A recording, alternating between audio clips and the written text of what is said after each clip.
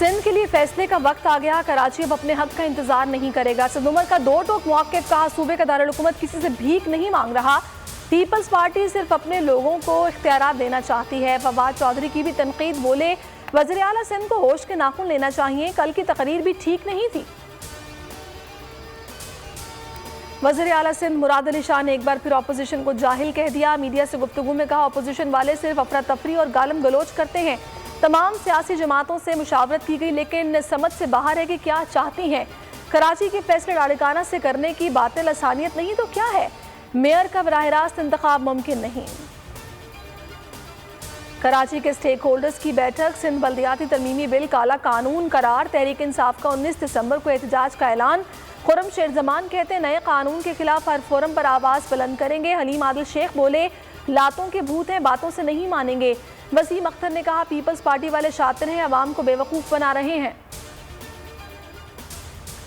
नए बल्दियाती निज़ाम के खिलाफ जोड़ तोड़। मुस्तफ़ा कमाल की अमीर जमात इस्लामी कराची से मुलाकात। पीपल्स पार्टी को रियासत के लिए खतरा करार दे दिया। कहा असेंबली में वज़ीर आला का बयान अफसोसनाक है।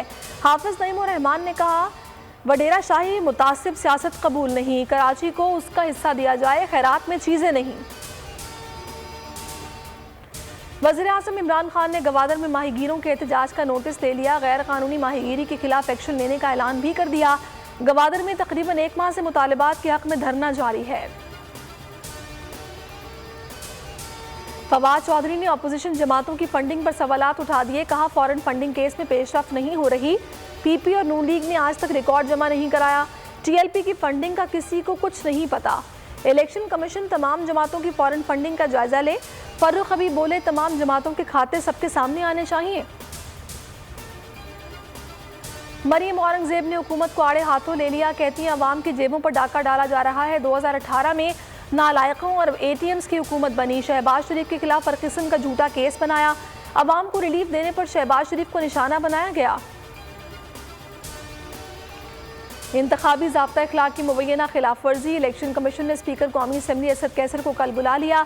सोशल मीडिया पर वायरल ऑडियो में असद कैसर ने मुबैना तौर पर वोटर्स को तरक्याती मंसूबों का लालच दिया था। होगी चौकों छक्कों की बहार, खिलाड़ी रंग जमाने को तैयार। PSL 7 की ड्राफ्टिंग मुकम्मल। टीमों ने अपने अपने पसंदीदा खिलाड़ी चुन लिए। 7वें एडिशन में कई मुल्की और गैर मुल्की नामवर खिलाड़ी जगह न बना सके। कामरान अकमल सिल्वर कैटेगरी में मुंतखब होने पर बतौर एहतजाज PSL से दस्तबरदार।